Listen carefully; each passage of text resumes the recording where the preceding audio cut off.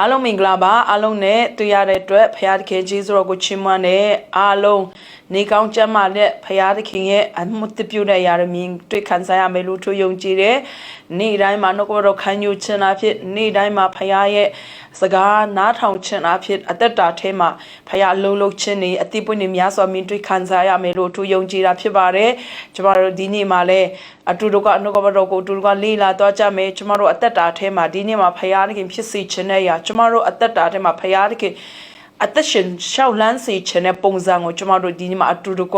လေးလာတော့မှာဖြစ်တယ်ဒီနေ့မှာကျမတို့နှုတ်ကပတော်ကောင်းစဉ်ကတော့ဘာလဲဆိုရင် supernatural faith နော်တဘာဝလွန်ယုံကြည်ခြင်းကျမတို့ဒီကာလမှာတဘာဝလွန်ယုံကြည်ခြင်းနဲ့အသက်ရှင်ဖို့ရန်အတွက်တိတ်ကိုရည်ကြီးတယ်။ဘာကြောင့်လဲဆိုတော့ကျမတို့မြင်ရတဲ့အရာကျမတို့ကြားရတဲ့အရာကျမတို့ရင်ဆိုင်ကြုံတွေ့တဲ့အရာကအရင်ခေတ်နဲ့မတူတော့ဖြစ်တယ်။အရင်ခေတ်နဲ့မတူဘူးလို့ပြောတဲ့အခါမှာကျမတို့တာမန်ရိုးနဲ့အသက်ရှင်ရှောင်လန်းလို့မရတော့တကယ်အရှိန်ဟုန်နဲ့ကျမတို့တွားဖို့ရန်တော့လိုအပ်ပြီးအရှိန်ဟုန်နဲ့ကျမတို့တိုးတက်အောင်မြင်ခြင်းနဲ့ဆိုတော့ supernatural faithတကယ်လိုအပ်တယ်ဆိုတာကိုဒီနေ့မှာပြောပြချင်တယ်ကျမတို့အသက်တာထဲမှာတဘာဝလွန်ယုံကြည်ခြင်းရှိမှတာလေကျမတို့နောက်တစ်ဆင့်နေပဲကိုကျမတို့တွားနိုင်မှာဖြစ်တယ်ကျမတို့တဘာဝလွန်ယုံကြည်ခြင်းရှိမှတာလေကျမတို့ဖယားခင်ထားတဲ့ယူပါယုံဖယားခင်ဖြစ်စေခြင်းနဲ့2025မှာဖယားခင်အသက်ရှင်စေခြင်းနဲ့ပုံစံကိုကျမတို့ရှောက်လန်းနိုင်မှာဖြစ်တယ်ကျမတို့တာမန်ယုံကြည်ခြင်းနဲ့တွားလို့မရတော့ဒီကာလဟာတကယ်လောက်ခတ်မှုတွေလည်းကြီးမားတဲ့ချိန်ကာလဖြစ်တဲ့ခက်ခဲပြဿနာရင်ဆိုင်ရတဲ့အရာလည်းအရင်ကလည်းမတူတော့ဖြစ်တယ်ပို့ပြီးတော့ကြီးမားတဲ့အရာတွေပို့ပြီးတော့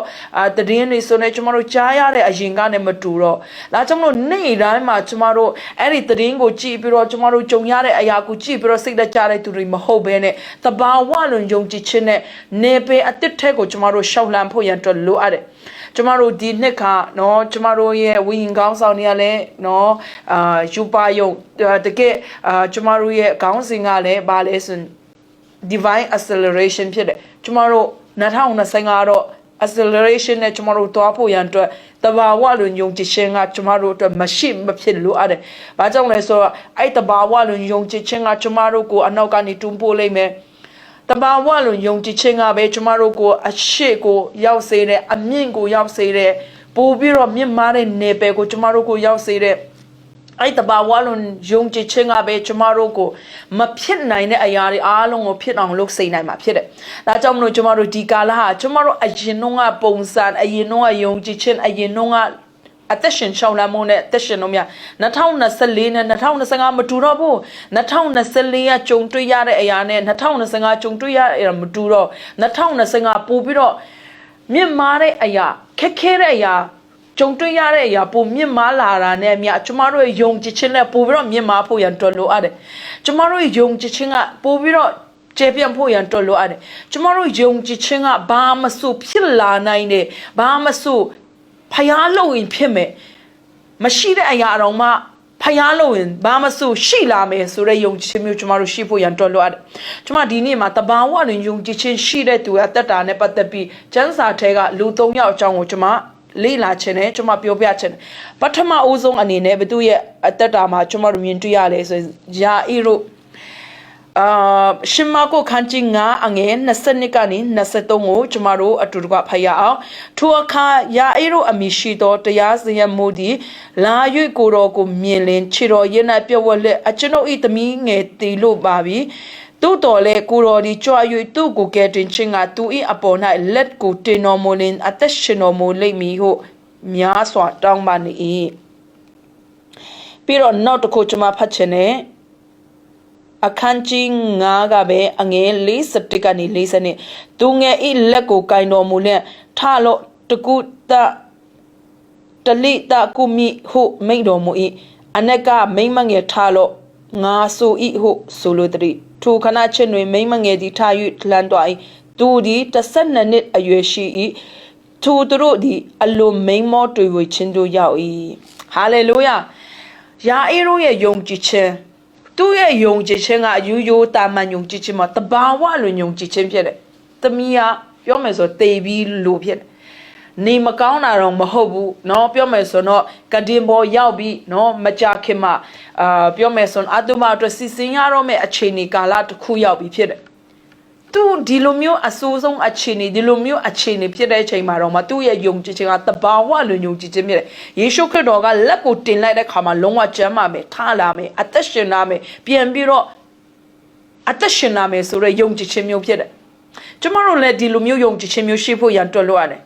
တချို့တော့ယာရီတင်စီပွားရီတင်နေလားအမှုရောကနာရီမိသားစုနဲ့ပတ်သက်ပြီး relationship တွေစသဖြင့်နော်ကျမတို့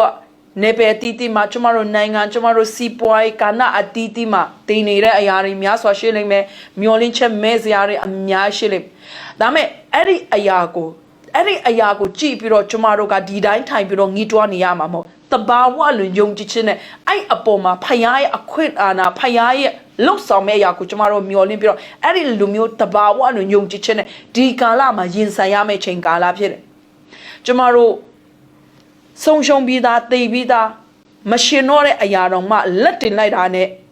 ရာအဲ့တို့ယုံကြည်ခြင်းတဘာဝလိုယုံကြည်ခြင်းကျမ်းမာမယ်အသက်ရှင်နာမယ်ယုံကြည်တယ်လို့မျိုးပဲကျမတို့ဒီကာလမှာလဲကျမတို့လက်နဲ့ထိလိုက်ရင်လုံးဝနမိတ်လက္ခဏာပြန်ဖြစ်လာမယ်ကျမ်းမာလာမယ်အသက်ပြန်ရှင်လာမယ်စီးပွားရေးတွေဟာလည်းပြန်ပြီးတော့ကြီးမားလာမယ်ပြန်ပြီးတော့စီးပွားရေးပိုင်းဆိုင်ရာမှာလည်းအောင်မြင်လာမယ်နိုင်ငံမှာလည်းလုံးဝမျောလင်းချက်မဲ့နေဒါပေမဲ့ကျမတို့ရဲ့တဘာဝလိုယုံကြည်သူတွေကတဘာဝလိုယုံကြည်ခြင်းရှိတယ်ဆိုကျမတို့နိုင်ငံလည်းဖယားကြီးမားစွာပြန်နေပြီးတော့အလုံးလုံးလာမှာဖြစ်တယ်ကျမတို့ရဲ့မိသားစုထဲမှာဖယားအလုံးလုံးလာနိုင်မယ်ကျမတို့ရဲ့လုပ်ငန်းတွေထဲမှာဖယားလုံးလုံးလာနိုင်မယ်အာမင်ဒါကြောင့်မလို့တဘာဝလိုယုံကြည်ခြင်းကကျမတို့ကိုမရှိတဲ့အရာတည်ပြီးသားအရာကနေတော့မှပြန်လဲပြီးတော့ရှင်စေတာဖြစ်တယ်ဟာလေလုယာပြောမယ်ဆို0ကနေ hero ဖြစ်စေလာမှာဖြစ်တယ်တုံညကနေဟိုးနံပါတ်များစွာကိုပြန်လဲပြီးတော့ရှိစေမှာဖြစ်တယ်ကျမတို့တာမန်ယုံကြည်ခြင်းပဲရှိတယ်ဆိုတော့ဘာမှဖြစ်လာစရာအကြောင်းမရှိဘူးစိတ်တကြပြီးတော့မဖြစ်နိုင်စရာတွေးပဲတွေးလာလိမ့်မယ်နာမည်တဘာဝနဲ့ယုံကြည်ခြင်းရှိတဲ့အရာကတော့မမြင်ရသေးတဲ့အရာမဖြစ်လာသေးတာမြင်တကယ်သူဖြစ်လာတကယ်သူယုံတာဖြစ်တယ်အာမင်ဒါကြောင့်မလို့ကျမတို့ဒီကာလမှာတဘာဝနဲ့ယုံကြည်ခြင်းယာအေးလိုမျိုးယုံကြည်ခြင်းရှိဖို့ရန်အတွက်လိုအပ်တာဖြစ်တယ်သူယုံတဲ့အတိုင်းတဘာဝနဲ့သူ့ရဲ့ယုံကြည်ခြင်းအတိုင်းယေရှုခရစ်တော်ကလည်းနမိတ်လက္ခဏာနဲ့အလုံးလုံးဒီလိုမျိုးပဲကျမတို့ယုံတဲ့အတိုင်းဖခင်ကလည်းနမိတ်လက္ခဏာနဲ့လုံးလုံးမှာဖြစ်တယ်ကျမတို့ယုံတဲ့အတိုင်းဖခင်ကမှုပြုမှာဖြစ်တယ်အဲကြောင့်မလို့ကျမတို့ဒီကာလကျမတို့ယုံကြည်ခြင်းကတဘာဝလိုယုံကြည်ခြင်းဖြစ်ဖို့ရန်အတွက်လိုအပ်တယ်ကျမတို့ရဲ့ဆုံးရှုံးတဲ့အရာတွေအားလုံးကိုပြန်နေပြီးတော့ရရှိစေမဲ့ယုံကြည်ခြင်းမျိုး hallelujah acceleration လို့ပြောတဲ့အတိုင်းတကယ်ကျမတို့အသက်တာထဲမှာမဖြစ်ဖို့သေးတဲ့အရာမမြင်ဖို့သေးတဲ့အရာမဖြစ်လာသေးတဲ့အရာတော့မှအလုံးဖြစ်လာစေနိုင်တာကအဲ့ယုံကြည်ခြင်းဖြစ်တယ်။တဘာဝလုံးယုံကြည်ခြင်းကကျမတို့ကိုတူတက်ပြောင်းလဲစေမှာဖြစ်တယ်။ hallelujah ပြီးတော့နောက်တစ်ယောက်ဘသူရဲ့တက်တာကိုကျမတို့မြင်တွေ့ရလဲသွေးတွန်းတာဆွဲတဲ့မျိုးသမီးရဲ့တက်တာမှာကျမမြင်တွေ့ရတယ်။ကျမ်းစာအတူတကွဖတ်မယ်ဆိုရင်မာကုခန်းကြီး9အငယ်25ကနေ29ထိုအခါ12နှစ်ပတ်လုံးသွေးတွန်းတာဆွဲသောကြောင့်များစွာသောစေတမားတို့လက်နက်အလွန်ခံရ၍ဥစ္စာရှိသမျှဂုံတော်และတက်တာမရသည်တာမကအနာတိုးသောမိန်းမတယောက်သည်ယေရှု၏တည်တော်ကိုကြားသည်ရှိသောငါသည်အဝတ်တော်ကိုတာတို့လျင်ချမ်းသာရမည်ဟုဆိုသည်နှင့်လူအဆွဝေးထဲ၌နောက်တော်သို့လာ၍အဝတ်တော်ကိုတုလေ၏ထိုခဏချင်းတွင်အသွေးဆွဝေးရာခန်းချောက်သည်ဖြစ်၍ထိုယောဂနှိပ်စက်ခြင်းနှင့်ကင်းလွတ်သည်ဟုမိမိကိုယ်၌တည်လေ၏ဟာလေလုယာသူအနေနဲ့ကျမ်းမာရေးနဲ့ပတ်သက်ပြီးတော့လက်မြောက်အရှုံးပေးရတဲ့အခြေအနေရောက်လာပြီဆရာဝန်တွေစေးသမားတွေနဲ့နော်ကုသပြီးတော့ဘလို့မှမကောင်းလာနိုင်တဲ့ချီ12နှစ်အရွယ်မျိုးသမီးသွေးသွန်းတာဆိုပြောမယ်ဆိုယောဂဆိုးနဲ့သူကြုံရဒါမဲ့သူ့ရဲ့အထဲမှာတဘာဝလိုယုံကြည်ရှင်ရှိတယ်သူဒီအခြေအနေကဒါသူ့ရဲ့အဆုံးမဟုတ်သေးဘူးကျမ်းမာအောင်မဲ့ယေရှုခရစ်တော်ကိုတူလိုက်တာနဲ့ယေရှုခရစ်တော်တစ်ချိန်လေးတွေ့လိုက်တာနဲ့ encounter ဖြစ်လိုက်တာနဲ့သူ့အသက်တာထဲမှာလုံးဝထူးခြားပြန်ကျမ်းမာသွားမယ်သူခံရတဲ့အရာစင်ရဲ့ချင်းပင်ပန်းချင်းနာကျင်ချင်းအားလုံးကနေလွတ်မြောက်စေမယ်ဆိုတဲ့ယုံကြည်ခြင်းမျိုးဖြစ်တယ်ဟာလေလုယာဒါကြောင့်မလို့ကျမတို့အသက်တာထဲမှာဒီကာလမှာသင်ရဲ့အသက်တာထဲမှာကြုံတွေ့ရတဲ့အရာပင်ပန်းတဲ့အရာခက်ခဲတဲ့အရာစင်ရဲ့တဲ့အရာပြောမယ်ဆိုတော့အောက်ဆုံးအခြေအနေထိရောက်လာတဲ့အခြေအနေတွေရှိကောင်းရှိလိမ့်မယ်ကျမ်းမာရေးနဲ့ပတ်သက်တော်လည်းကောင်းဘယ်တော့ပဲစေးသမားတွေဆရာဝန်တွေနဲ့ဘယ်တော့ပဲကိုမပြောင်းနိုင်ဘူးယောဂရှာမတွေ့တာလည်းဖြစ်နိုင်တယ် နော်အမျိုးမျိုးတော့အရာတွေအခြေအနေကြုံကောင်းကြုံနိုင်ဒါပေမဲ့ဒီအမျိုးသမီးလောက်တော့မစိုးသေးဘူးဆိုတာတတိယပါသူတော်မှကျမ်းမာနိုင်တယ်လို့ယုံတယ်ဆိုကျမတို့ဘာလို့မယုံရမှာဟာလေလုယာကျမတို့ဝိငင်ကောင်းဆောင်ဆရာကျော်ရှော့ရဲ့အမြဲတမ်းပြောတယ်ငါဘယ်တော့မှစင်ရဲဖို့ရအတွက်မဖြစ်နိုင်တော့ဘူးလို့ပြောတယ်လို့မျိုးပဲကျမတို့ရဲ့အထဲမှာငါဘယ်တော့မှမကျမ်းမာဘူးဆိုတာကငါအထဲမှာဘယ်တော့မှဖြစ်လာနိုင်မှာမဟုတ်အဲ့လိုမျိုးယုံဖို့ရအတွက်လိုအပ်တယ်ဟာလေလုယာငါဘယ်တော့မှစင်ရဲမှာမဟုတ်တော့ဘူးဆိုတဲ့လူမျိုးကျမတို့ငါဘယ်တော့မှစင်ရဲလာနိုင်မှာမဟုတ်တော့ဘူးဆိုတဲ့ယုံကြည်ခြင်းမျိုးကျမတို့ရှိဖို့ရအတွက်လိုအပ်ဒီတယောက်နဲ့သူ့အနေနဲ့ကြည့်မယ်ဆိုတော့သူတနာဆွဲတဲ့မျိုးသမီးနဲ့သူနှစ်ပေါင်းများစွာလားပေါင်းများစွာခံရတဲ့အခါမှာသူလည်းစိတ်နဲ့ကြလိမ့်မယ်သူလည်းမျောလင်းချက်မဲ့မှာဒါပေမဲ့အဲ့ဒီတိုင်းသူမနေသူ့အထဲကယုံကြည်ခြင်းကိုပြန်လဲပြီးတော့မြင့်တင်တယ်တဘာဝပဲယုံကြည်ခြင်းဆိုတော့မဖြစ်နိုင်တော့တဘာဝလူယုံကြည်ချက်မဖြစ်နိုင်တဲ့အရာလက်မြောက်အရှုံးပေးထားတဲ့အခြေအနေရောက်တဲ့အခြေအနေကိုအဲ့တိုင်းမဲ့မနေဘဲနဲ့အဲ့အပေါ်မှာခြေလန်းပြီးတော့ငါဖျားတတ်နိုင်ငါဖျားလုံရင်ဘာမှဆိုဖြစ်နိုင်တယ်ဆိုတဲ့ယုံကြည်ခြင်းမျိုးဖြစ်တယ်အာမင်ဒါကြောင့်မလို့ကျမတို့ဒီကာလမှာ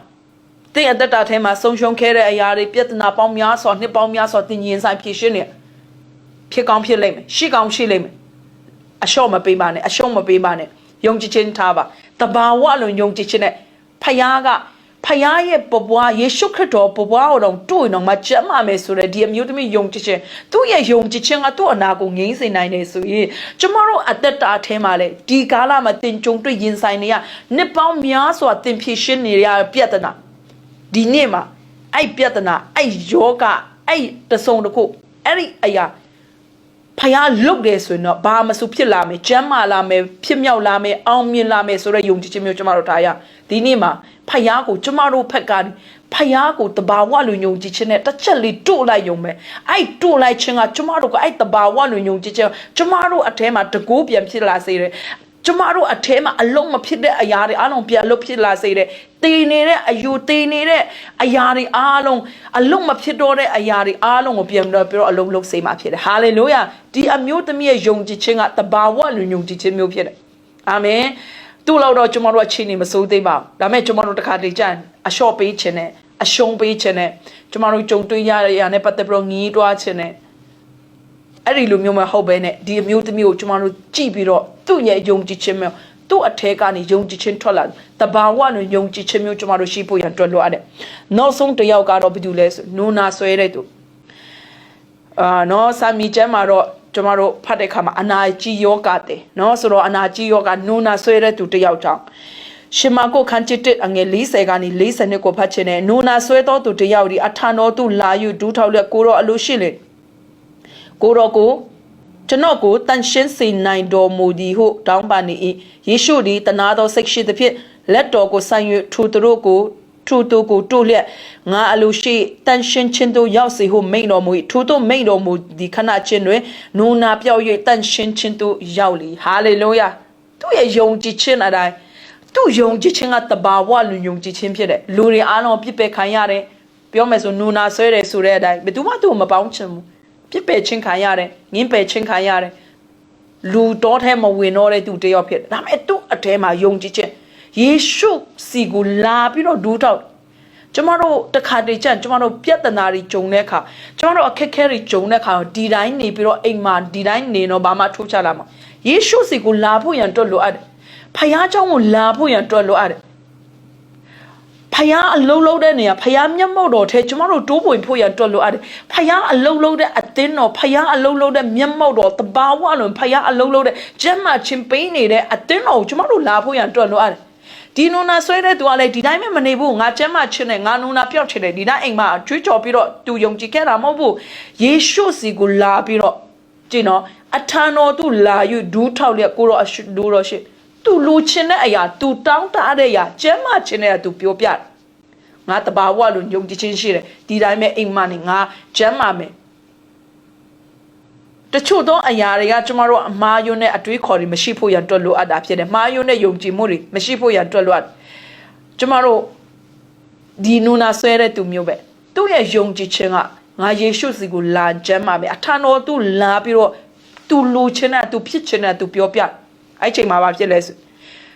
ကိုရော ကျွန်တော်ကိုတန်ရှင်းစေတော့မှတောင်းပါတဲ့အခါယေရှုကတနာတော်စိတ်ရှိတဲ့ဖြစ်လက်တော်ကိုဆိုင်ရွထိုးသူကိုလက်နဲ့တူပြီးတော့ငါအလိုရှိကျမ်းပါစေ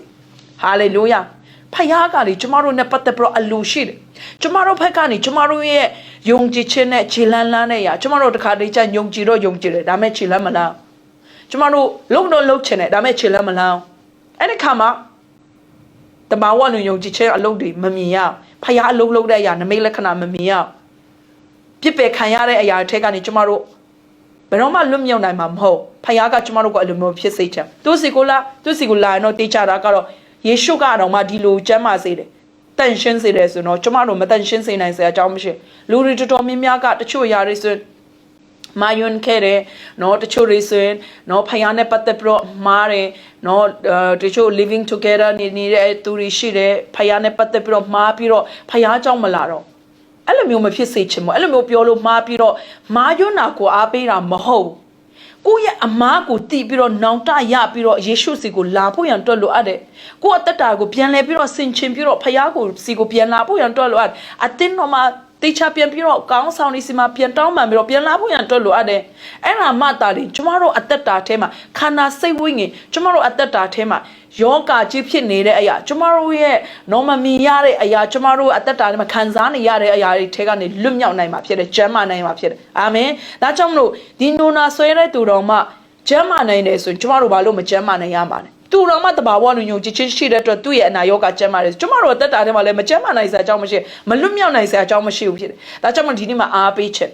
နေ့တိုင်းမှာကျမတို့ရဲ့အသက်တာထဲမှာယုံကြည်ခြင်းက